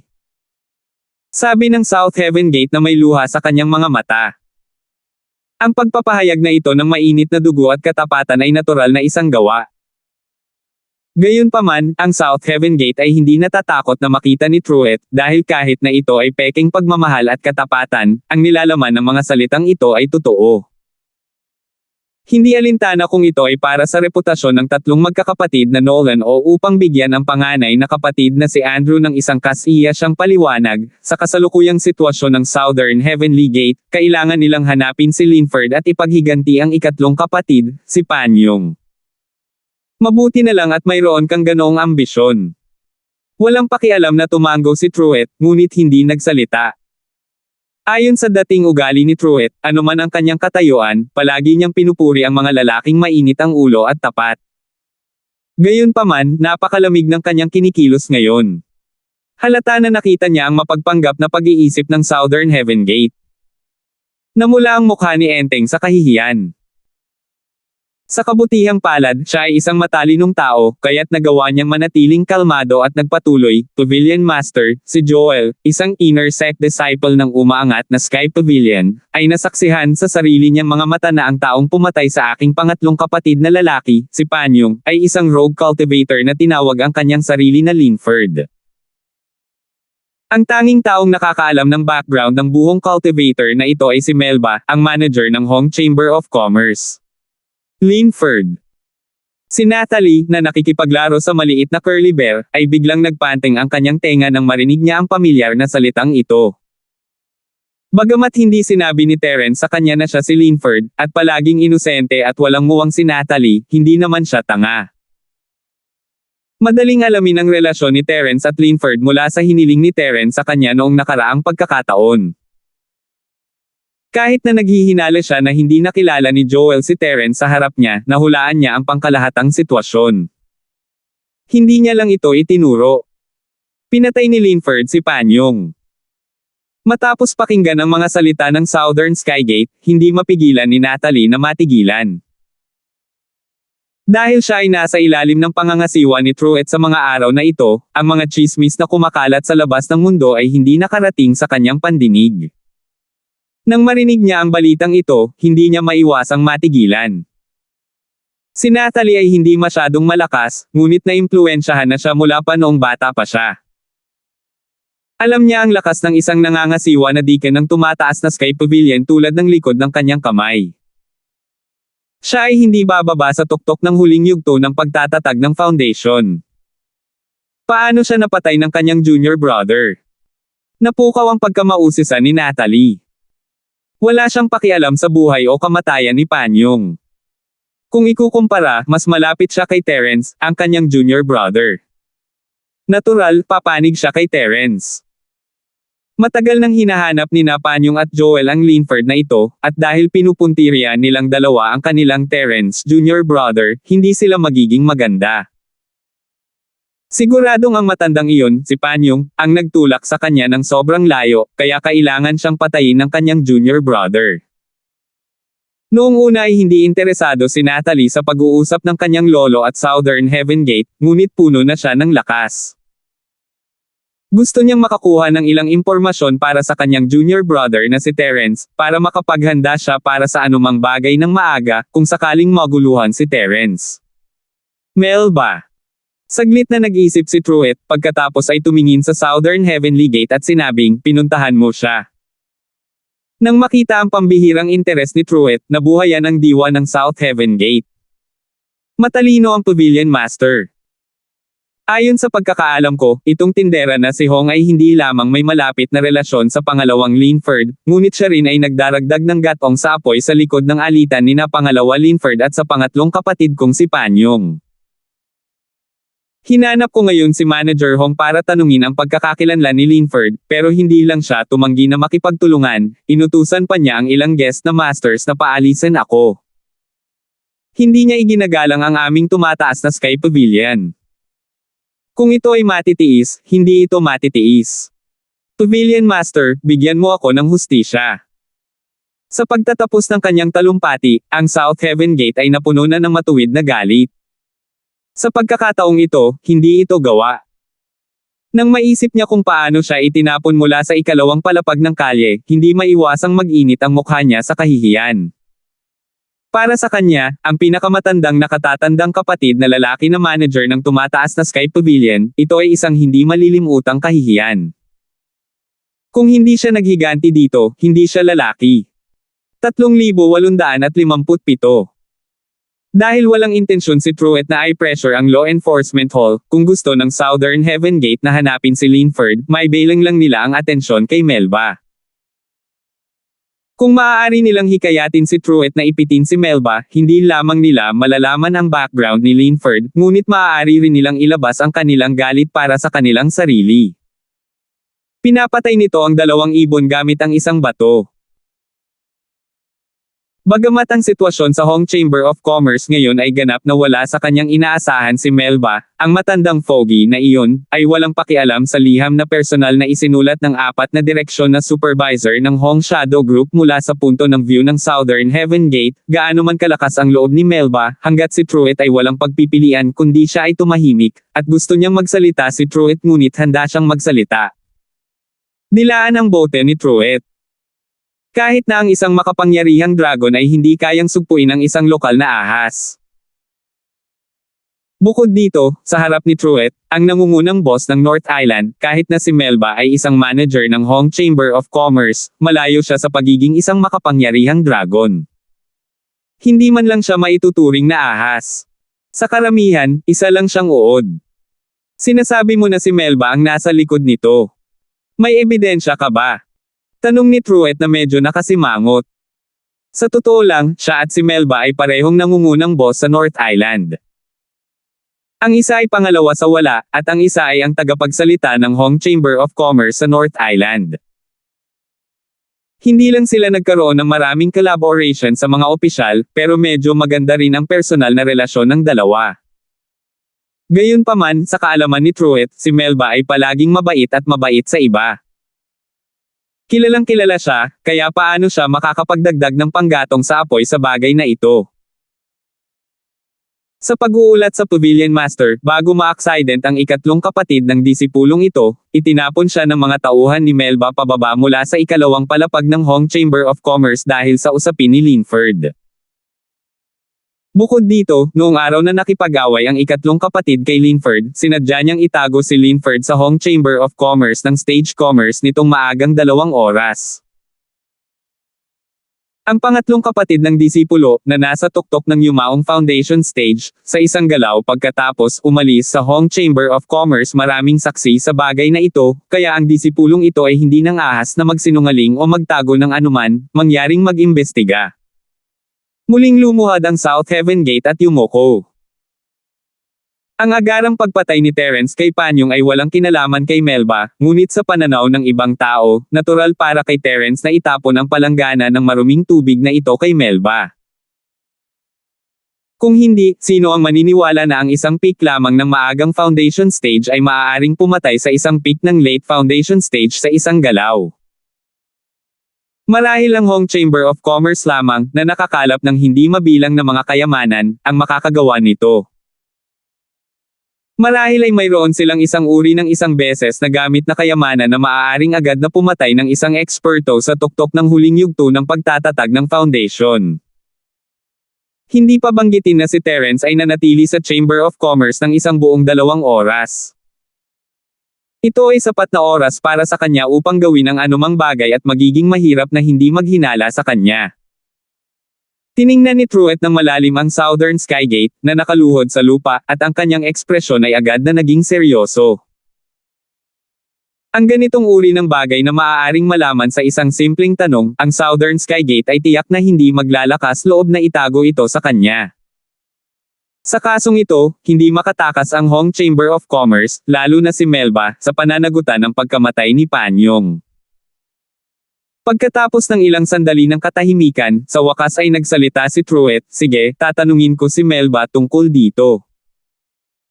Bagamat nagkaroon siya ng magandang personal na relasyon kay Melba, si Truett ay palaging walang kinikilingan. Dahil pinaghihinalaan si Melba na nagdagdag ng panggatong sa apoy, bilang Pavilion Master ng tumataas na Sky Pavilion, kailangan niyang pumasok at magtanong tungkol dito. Nang marinig ito ng South Heaven Gate, tuwang-tuwa siya. Hanggat handa si Truett na pumasok, makakamit niya ang kanyang layunin ngayon. Hanggat pumapasok si Truett, hindi mangangahas si Melba na itago ang anumang bagay tungkol sa pagkakakilanlan ni Linford, maliban kung ayaw na niyang manatili sa North Island. Habang nagsasaya ang Southern Heaven Gate, biglang nagsalita si Natalie, "Lolo, hindi mo dapat gawin ito. Hindi nararapat, aking asno." Tama lang para sa Pavilion Master ng tumataas na Sky Pavilion na magtanong tungkol dito sa ngalan ng kanyang disipulo. Ito ay hindi nararapat, ang iyong kapatid na babae. Halos gustong sampay ng Southern Sky Gate, ngunit nang makita niyang si Natalie ang nagsabi nito, napigilan lang niya ang kanyang mga kahalayan. Hindi lamang siya maaaring magkaroon ng anumang kawalang kasiyahan, ngunit kailangan din niyang ngumiti ng alanganin. "Oh, anong problema? Natalie, sabihin mo sa amin." Tanong ni Truett na may malaking interes. Sa harap ng kanyang apo, isa lamang siyang ordinaryong mabait na elder. Bagamat hindi gusto ni Natalie ang paglilinang, siya ay naging matalino mula pa noong siya ay bata pa at madalas ay may malinaw at orihinal na pananaw sa maraming bagay. Sa kabaligtaran, hindi siya katulad niya, na nasa mataas na posisyon at kung minsan ay nabulag ng ilang mga interes. Seryosong sabi ni Natalie, "Lolo, minsan ay itinuro mo sa akin na ang isang Ginoo ay hindi maaaring magreklamo at magtanim ng mag-isa. Hindi kayang talunin ni Panyong si Linford at binawian ng buhay, ngunit pinilit niyang sisihin si Lolo Hong, na halatang tagalabas. Kinailangan ka pa niyang guluhin para manindigan para sa kanya. Hindi ba't iyon ang katawa-tawa para sa iyo sa unang pagkakataon? Disipulo ng Sky Pavilion na matatalo sa laban sa hinaharap. Ah, batang binibini, hindi talaga masasabing tagalabas si Melba. Siya ay pinaghihinalaang nagdaragdag ng panggatong sa apoy. Mabilis na itinuwid ng Southern Heaven Gate ang kanyang leeg at nagpaliwanag. "Add fuel to the fire. May ebidensya ka ba?" Pinandilatan siya ni Natalie, at sinabing, "Yung sinabi mo kanina, mula sa simula hanggang sa huli, wala ni isang pangungusap na makapagpapatunay na talagang nakialam si Lolo Hong, tama ba? O maaari mo bang gamitin ang iyong buhay para garantiya na ang killer move na ginamit ni Linford para patayin si Panyong ay ibinigay sa kanya ni Lolo Hong ng libre?" Ito. Ang Southern Heaven Gate ay naiwang walang imak. Paano siya magkakaroon ng ebidensya para sa ganoong bagay? Ito ay walang iba kundi ang pagbubuhos ng maruming tubig kay Melba sa pamamagitan ng lohikal na pag-iisip ng mga ordinaryong tao. Wala siyang lakas ng loob at tapang na talagang igarantya ito sa kanyang buhay. At kahit pa mapatunayan niya na ang sandata ni Linford ay ibinigay sa kanya ni Melba, paano niya mapapatunayan na si Melba ang nagbigay nito sa kanya ng libre? At the end of the day, ang lahat ng ito ay sariling salita ni Melba, isa lang itong hindi malulutas na problema. Walang magawa, ang South Heaven Gate ay maaari lamang lumiko sa Truett.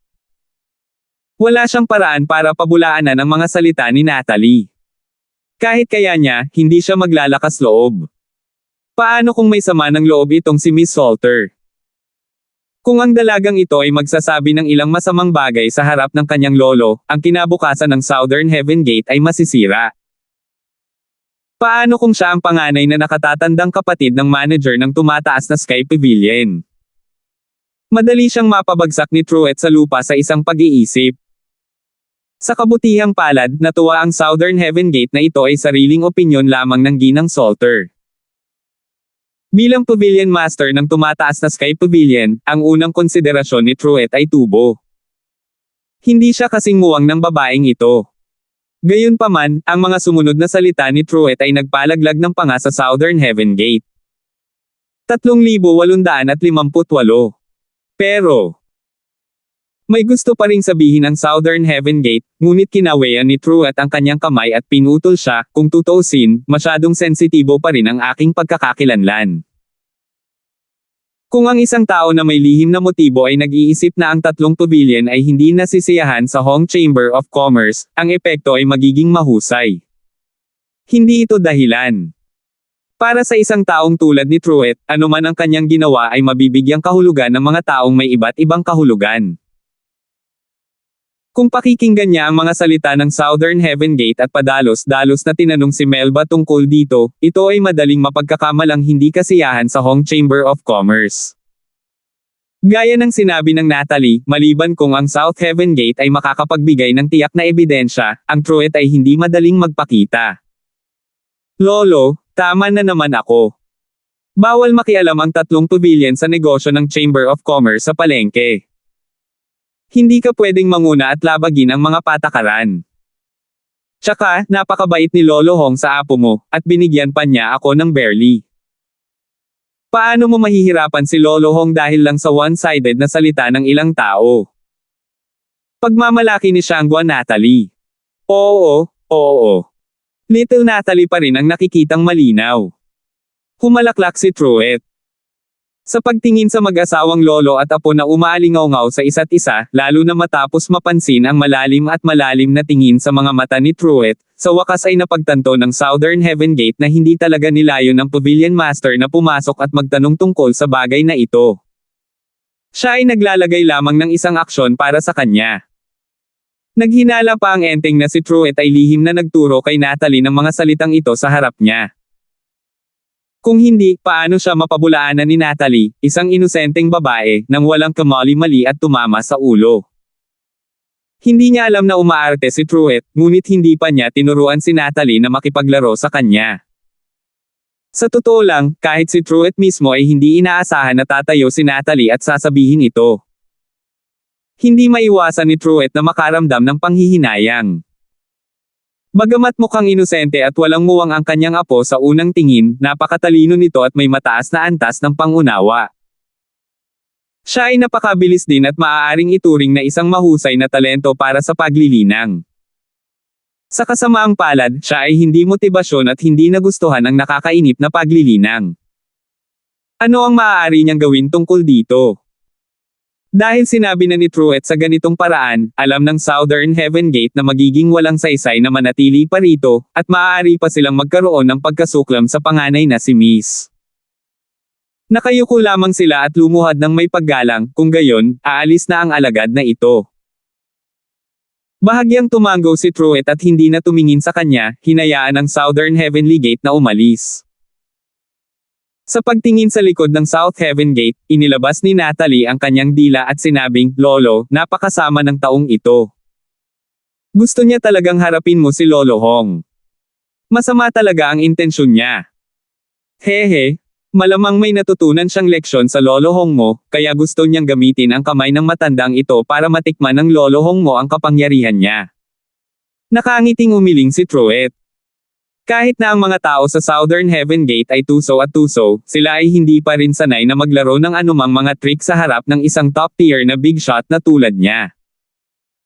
Hehe, akala ng taong ito ay magagamit kanya bilang kasangkapan, Lolo. Talagang matalino siya. Sa aking palagay, dapat mong turuan siya ng leksyon at hayaan siyang makaalala. Masayang sabi ni Natalie. Kung ito ay anumang iba pang big shot na may bahagyang mas mababang tolerance, tiyak na gagawin nilang mahirap ang mga bagay para sa Southern Heaven Gate dahil lamang sa kaunting masamang hangarin na ito at upang maprotektahan ang mukha ng kanilang big shot. Gayunpaman, hindi ito pinansin ni Truett.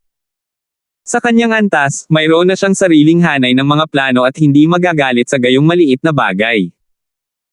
Napangiti si Truett at sinabing, hindi na kailangan. Ang Southern Heaven Gate ay hindi isang taong madaling sumuko. Dahil hindi ko magawa dito, siguradong mag-iisip ako ng ibang paraan pagbalik ko. Gayunpaman, hindi ito isang bagay na kailangan kong alalahanin. Sa puntong ito, biglang huminto si Truett at lumingon kay Natalie na may kakaibang ekspresyon. Natalie, hindi ka pa naging interesado sa mga ganitong uri ng mga pukano noon. Bakit biglang naging masigasig ka ngayon? Baka interesado ka rin sa buhong cultivator na iyon na si Linford. No way. Malinaw na pinaninindigan ko si Lolo Hong. Mabilis na itinanggi ito ni Natalie, ayaw niyang malaman ni Truett ang tungkol kay Terence. Gayunpaman, sa init ng sandali, hindi niya napansin na ginamit ni Truett ang salitang din nang sabihin niyang interesado siya sa itinerant cultivator na si Linford. Sa buong tatlong malalaking pavilion, kakaunti lang na tao ang maaaring makaakit ng atensyon ng Pavilion Master ng tumataas na Sky Pavilion. Napatunayan ng mga katotohanan na wala sa kanila ang karaniwan. Halimbawa, ang kasalukuyang master ng Law Enforcement Hall, si Julius. Sa karakter ni Melba, naniwala si Truett na hindi niya sinasadyang tutulungan si Linford na harapin si Panyong. Gayunpaman, isang katotohanan na pinatay ni Linford si Panyong sa isang galaw. Para sa isang cultivator sa tuktok ng maagang yugto ng foundation building realm na kayang talunin ang isang kalaban na 4 na antas na mas mataas sa kanya sa isang galaw, kahit anong paraan ang ginamit niya, isa na itong himala. Hindi nakakagulat na si Truett, ang nangungunang boss ng North Island, ay magiging interesado kay Linford. Kinabukasan, sa ilalim ng utos ni Miss Salter, ang Curly Bear ay pumasok sa numero 1 kuweba ni Terence na may kasamang impormasyon. Ang pangalawa sa 3 bayani ng pamilya Nolan, ang pinakamatandang kapatid na lalaki na namamahala sa tumataas na Sky Pavilion, at ang South Heaven Gate. Tiningnan ni Terence ang sitwasyong inilarawan ni Natalie sa sulat at hindi niya maiwasang mabigla. Napabuntong hininga siya sa sarili na hindi talaga sumuko si Joel. Kamamatay lang ni Panyong, at agad siyang nagdala ng mas malakas na sekta sa Southern Heaven. Ang pagpatay sa walang kalaban-laban na Panyong gamit ang purong enerhiyang bomba ay limitasyon na ni Terence. Kung ito ay ang mas malakas na Southern Skygate, wala siyang magagawa kundi ang magtago. Gayunpaman, ang nakaantig kay Terence ay pinrotektahan siya ni Melba kahit na 2 beses pa lang silang nagkita. Natapakan niya ang Panyong at 3 bayani ng Nantian Gate nang walang sinasabi, at halos ma-pressure pa siya ni Truett, ang Pavilion Master ng tumataas na Sky Pavilion. Ang pabor na ito ay talagang nakakaantig. Alam ni Terence na ginawa ito ni Melba sa kanyang sariling pagsasaalang-alang, at totoo na hindi alam ni Melba kung sino siya, ngunit anuman ang mangyari, kailangan pa ring magkaroon ng pabor sa kanya si Terence. Kailangan niyang asikasuhin ang kanyang negosyo sa hinaharap. Para kay Terence, magiging win-win situation kung makakapagtatag siya ng isang matatag na relasyon sa pagtatrabaho sa isang may karanasan at maaasahang higanteng negosyo tulad ni Melba. Maliban sa pagbisita mula sa Southern Heavenly Sect kagabi, sinuri rin ni Natalie ang mga reaksyon ng mga nakatataas sa tumataas na Sky Pavilion at Hall of Justice. Kung ikukumpara sa Miss Salter, ang status ni Terence sa Welcome Pavilion ay mas pinaghihigpitan, at wala siyang pribilehiyong alamin ang mga reaksyon ng mga nakatataas sa Pavilion o Hall of Justice. 3,859. Matapos basahin ang kanyang detalyadong pagsusuri sa sulat, sa wakas ay naunawaan ni Terence ang kasalukuyang sitwasyon. Hindi siya mahuhuli kapag talagang nakabangga niya si Joel at ang mga tao mula sa Southern Heaven Gate, na maghahayag ng kanyang mga kapintasan. Maliban doon, binanggit din ni Miss Salter ang isang bagay na ikinabahala ni Terence ang trump card na inihanda ni Linden at Gavin para kay Tony. Meridian Heart-Shattering Pill. Maaari nitong direktang tumaas ng isa ang level ni Tony. Hindi mapigilan ni Terence na sumimangot ang epektong ito ay mas malakas kaysa sa isang foundation stage na golden elixir, ngunit ang intuition ng kanyang refiner ay nagsabi sa kanya na ang Meridian Heart-Shattering Elixir na ito ay medyo kakaiba. Kahit na ang mga Sky-class island practitioner ay walang masyadong alam tungkol sa Meridian Heart-Shattering Pill, at si Terence ay nasa isla lamang ng 2 buwan hindi niya ito narinig, ngunit lohikal na pagsasalita, mas malakas ang mga epekto, mas malakas ang mga epekto. Ang mga epekto ng isang foundation stage na golden pill ay masasabing lumalaban sa langit. Ang dahilan kung bakit wala itong anumang side effect ay dahil ang pill god at ang medikal na si Saint Zhang Lijo ay gumugol ng hindi mabilang na halaga ng pagsisikap upang magsaliksik at mapabuti ito. At ang Meridian Heart-Shattering Pill na ito ay mas malakas pa sa isang foundation stage golden pill, kaya maliban na lang kung ang pill master na gumawa nito ay mas dalubhasa pa kaysa kay Lijo, ang mga side effect ay nakakagulat. Bumalik sa karaniwang mundo, maaaring naniwala si Terence na mayroong isang tao sa Sky-class island na masanay kaysa kay Lijo, ngunit pagkatapos makita ang maalamat na katayuan ni Lijo sa isla, inalis niya ang kaisipang iyon. Ayon sa kanyang nakatatandang kapatid, ang Pilgod at Medical Saint Zhang Liju's attainment sa alchemy ay hindi pa nagagawa, at walang sinuman ang maihahambing sa kanya.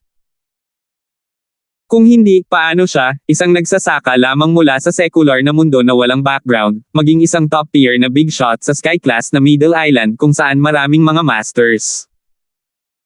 Mula dito, maaaring mahinuha na ang pill master na gumawa ng Meridian Heart-Shattering Pill ay halos kapantay ni Zhang Liju, ngunit hindi mas mataas sa kanya.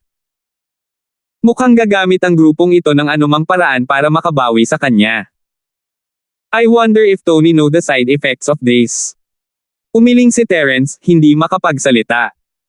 Sa kanyang opinyon, si Tony ay dapat na itinago sa dilim ni Linden at Gavin. Kung hindi, kung alam niya ang tungkol sa malubhang epekto, kahit na alam niya na maaari niyang direktang umunlad ang isang antas, ang mga normal na tao ay hindi maglalakas loob na magbiro sa kanilang buhay at kanilang kinabukasan. Gayunpaman, kahit na nag-level up si Tony, hindi pa rin siya isang malaking banta kay Terence. Ang tanging ikinagulat ni Terence ay ang pagkakaroon ni Linden ng Meridian Heart-Shattering Pill, at ang mga sugat ni Tony ay gumaling na dapat ay matagal na nila itong ininom. Ngunit nitong mga huling round, si Tony ay naging hindi karaniwang low-key. Malinaw na nakikita ni Terence na ang lalaki ay nasa ilalim ng ilang uri ng gamot, at ang kanyang katawan ay mas mabuti kaysa dati, ngunit siya ay nasa unang bahagi ng foundation stage, na walang mga palatandaan ng paglusot. Nais kaya ng mga taong ito na itago ang trump card ng Meridian Heart-Shattering Pill hanggang sa katapusan at bigyan siya ng sorpresa sa kritikal na sandali. Pinag-isipan ito ng mabuti ni Terence, masyadong posible na mangyari ito kung magpapatuloy ang mga bagay na ganito. May 6 na segment sa pagsubok, at habang matindi ang segment ng hamon, hindi ito makakaapekto sa pagraranggol ng labis na mapagpasyahan ito sa isang pagkakataon. Mayroon lamang isang bagay na maaaring magkaroon ng ganap na epekto sa mga ranggo, at iyon ay ang huling round.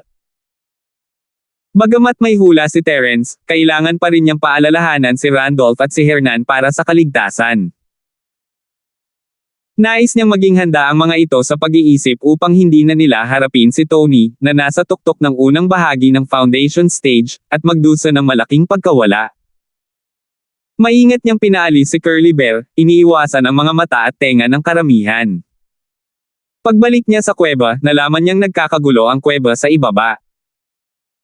Halos lahat ng mga bagong disipulo ng Green Cloud Pavilion ay lumabas sa kanilang mga kuweba at nagtipon-tipon, nag-uusap. Ano ang sitwasyon?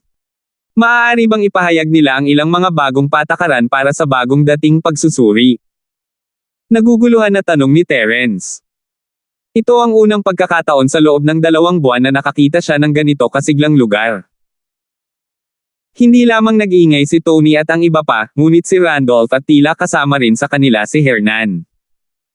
Natarante si Terence, ngunit nang lumakad siya palapit sa grupo ng mga tao, natigilan siya.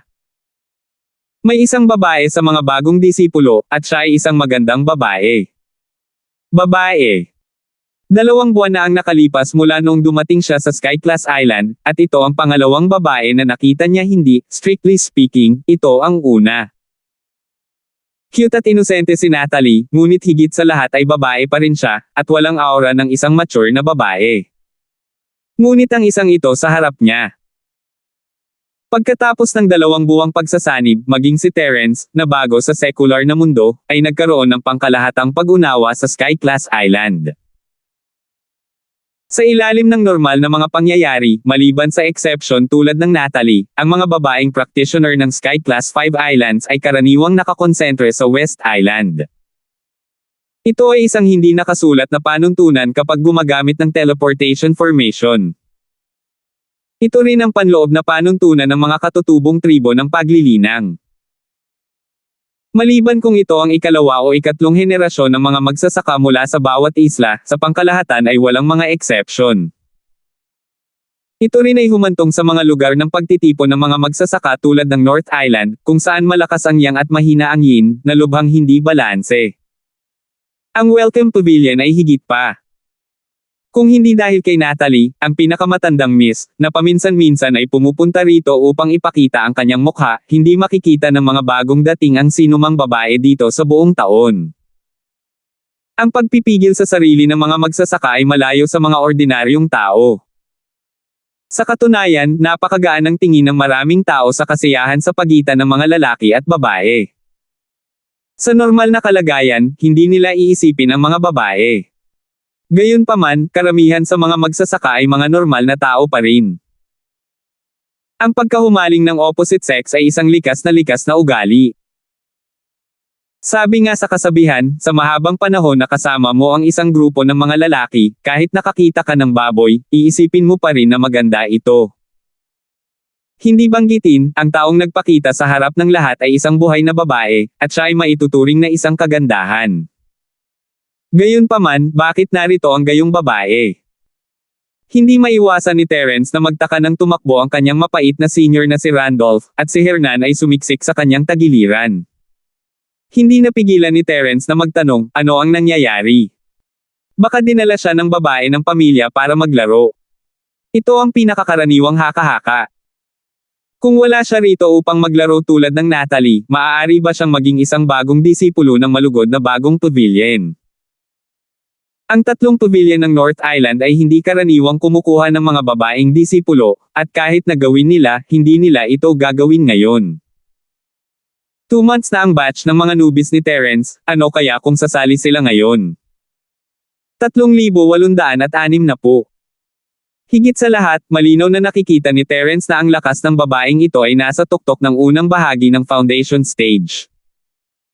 Ang gininto ang daliri ni Terence ay limitado pagkatapos ng landas ng langit, ngunit nakikita pa rin niya ang antas ng mga practitioner sa ibaba niya. Isinasantabi ang dalawang manager, si Gavin at ang kaawa-awang nakatatanda, at si Terence, na nagtatago ng kanyang lakas. Ang babaeng ito ay madaling minamaliit ang lahat ng tao rito. Bakit siya pupunta sa pavilion gamit ang kanyang lakas? Maaari na siyang pumasok ng diretso sa tatlong pavilion. Nagulat si Terence sa sagot, Junior Brother Linford, nagkakamali ka. Bella Meyer ang pangalan ng babaeng ito, at wala siya rito para maglaro. Simula ngayon, isa na siyang bagong disipulo ng ating Green Cloud Pavilion. Oh! Hindi maiwasan ni Terence na magulat. Ito ang pinaka-imposibleng sitwasyon, at ito ay nagkatotoo. Ano ba ang nangyayari? Ngayong mahigit na 2 buwan na ang lumipas, isang disipulo ang sumama sa kanila sa kalagitnaan, at ito ay isang babaeng disipulo, at isang babaeng disipulo sa tuktok ng maagang yugto ng lupain ng pagtatayo ng pundasyon. Hindi ko alam kung bakit biglang pinapasok ang isang babaeng disipulong tulad niya. Sa anumang kaso, ito ay isang espesyal na kaso, at ang mga nakatataas na echelon ay pumayag dito. Pagkatapos ng isang paghinto, lumingon ang lalaki kay Terence at sa iba pa at bumulong, makapangyarihang background daw ang babaeng ito. Malayo siyang kamag-anak ni Elder Merong mula sa tumataas na Sky Pavilion. All this time nasa kanyang bayan siya, ngunit dinala siya rito kamakailan dahil sa kanyang lakas.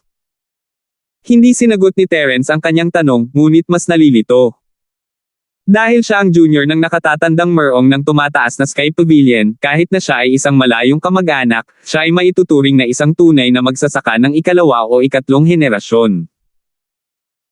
Sa kanyang kasalukuyang lakas, kung gusto niyang sumali sa isa sa 3 malalaking pavilion, hindi na niya kailangang dumaan sa hindi kinakailangang problema sa pagtanggap sa bagong pavilion. Kahit na gusto niya talagang pumunta sa mga galaw, dapat siyang pumunta sa tumataas na Sky Pavilion. Bakit siya pumunta sa Green Cloud Pavilion nang walang dahilan? Dapat may kakaiba dito. Habang nakikipag-usap si Terence sa mga disipulo, biglang tumahimik ang ibang mga baguhan. Naghiwa-hiwalay ang mga tao, at ang batang babae na naging sentro ng atensyon ay lumapit kay Terence. Ikaw ang Terence na sinasabi nila, di ba? Magpapakilala ako. Bella ang pangalan ko, pero kung ayaw mo, maaari mo akong tawaging Ella. Napuno ng pagmamahal ang mga mata ni Bella habang inilahad ang kamay kay Terence. Lagok. Ang mga tao ay hindi maiwasang mapalunok, naiinit sa swerte ni Terence sa mga babae. Ang makipagkamay kay Bella ay isang pagpapala na hindi maiipon sa ilang buhay. Hindi lamang magandang babae si Bella, ngunit isa rin siyang makapangyarihang babaeng magsasaka. Sinabi pa nga ng ilang may alam na mga tao na ang kanyang pamilya ay may di maarok na pinagmulan at na siya ay naging isang magsasaka sa loob ng 3 henerasyon. Sa pagsasama-sama ng 3 halos, imposible para kay Bella na hindi maging focus ng atensyon ng lahat. Kung makukuha niya ang pabor nito, hindi lang niya maiuuwi ang kagandahan, ngunit maaari rin siyang maging manugang na sasakay sa dragon at aakyat sa langit sa isang hakbang. Makakapagtrabaho siya sa murang halaga. Bago dumating si Terence, maraming tao, kabilang si Tony, ang sinubukang makipag-usap sa kanya upang makuha ang kanyang atensyon, ngunit hindi man lang siya tumingin sa kanila, lalo pat makipagkamay sa kanila. Gayunpaman, ipinakita ni Terence ang kanyang mukha nang magpakilala si Bella at iniabot pa ang kanyang kamay. Ang pagkakaiba sa paggamot ay nagpalungkot kay Tony at ng kanyang mga tauhan. Inakala ng lahat na dahil napaka-proactive ni Bella, hahawakan ni Terence ang kanyang kamay at i-enjoy ang sandali ng walang pag-aalinlangan. Ang ikinagulat ng lahat ay walang nagawa si Terence. "Hello, ako si Terence." Nag-cross arm si Terence at tumango, walang balak makipagkamay sa lalaki. F***sake. Siguradong may mali sa utak nitong mapagpanggap na pinuno. Di ba sabi nila lecher ang lalaking ito? Bakit niya tinatanggihan ang kayamanan ng isang babae ngayong dumating na ito sa kanyang pintuan? Anong meron sa acting call na ito? Si Tony at ang iba ay nagkakagulo. Lahat sila ay nagulat ngunit natuwa sa kasawian ni Terence. Sa kabutihang palad, si Terence ay wala sa kanyang isip. Kung hindi, madudurog ang puso nila kung talagang sinamantalan niya ang pagkakataong makipag-ugnay kay Bella. Maliwanag na hindi inaasahan ni Bella na ganito ang magiging reaksyon ni Terence. Tumigil siya saglit bago tumawa ng awkward at binawi ang kamay. Dahil sa kakapusa ng mga babae, mula nang dumating siya sa 3 malalaking pavilion, kahit saan man siya magpunta, siya ang hindi may kikailan na pinagtutuunan ng pansin ng karamihan. Kahit na sa bilog ng 2nd henerasyon ng tumataas na Sky Pavilion, madali niyang maakit ang atensyon ng maraming young masters, kabilang ang mayamang young master na si Lindan. Lahat ay naging kahanga-hanga. Nang naisip ni Bella na ito ay patuloy na magiging kahanga-hanga dahil sa isang pagtitipon sa tirahan ng huwayang, ang sitwasyon ay lumala ng husto dahil lamang siya ay nagsalita ng ilang mga salita sa isang sandali ng galit. Hindi lamang siya nawala ng atensyon ng maraming young masters, ngunit naging pantirya rin siya ng pambabatikos ng publiko. Siya ay tinalikuran ng halos lahat ng mga young masters sa tumataas na Sky Pavilion. Hindi lamang iyon, ngunit siya rin ay ipinadala sa malugod na bagong pavilion na may isang pangungusap. Bukod dito, ito ay sa isang lugar tulad ng Green Cloud Pavilion, kung saan kahit na mga ibon ay hindi tae. Paano niya ito matatanggap? Si Bella ay nagngangalit sa galit sa pag-iisip nito. Nung nasa Huwayang House tayo, sinabi ko lang sa'yo na hindi ka pwedeng magdala ng mga alagang hayop. Kailangan mo ba talagang suntukin ako kapag nababaliw na ako para lang matuwa si Shangguan Natalie? Kailangan bang gumamit ng gayong walang prinsipyong paraan? Ipinanganak si Natalie para maging isang mabuting lolo, ano? Hindi man kasing ganda ng family background niya, pero sa ugali, anyo, at lakas, paano may kukumpara ang kagandahang ito sa dalagang iyon? Natalie, at iyong mga bulag na young masters, maghintay ka lang. Babalik ako sa iyo ng 100 beses, 1,000 beses. Kapag dumating ang oras na iyon, wala ni isa sa inyo ang makakatakas. Ang mga babae noon pa man ay mga nilalang na hindi ma-provoke, lalo na ang isang mapanlinlang at matalinong babae tulad ni Bella. Ang mga kahihinatnan ay hindi maiisip kung sila ay na-provoke. Gayunpaman, kahit na siya ay tinalikuran ng mga naglalakihang master ng pavilion dahil nasaktan niya ang Natalie, hindi kailanman inakala ni Bella na siya ay tretuhin ng ganoon kalamag kapag dumating siya sa Welcome Pavilion at haharap sa malalanggam na Green Cloud Pavilion na mga bagong dating na ito. Sa katunayan, mula kay Gavin hanggang sa mga bagong dating, lahat ay nagpakita ng matinding sigasig para sa kanya at sinubukang pasayahin siya sa lahat ng posibleng paraan. Ito ay nagbigay daan sa kanya upang mabilis na mabawi ang pakiramdam ng pagiging sentro ng atensyon. Ang kanyang kagandahang epekto, gayunpaman, ay ganap na walang silbi sa harap ni Terence. Hindi man lang niya nakitang nagkusa itong makipagkamay sa kanya. May mali ba sa utak ni Terence? Salamat po at sinamahan ninyo ako, ingat lagi mga master.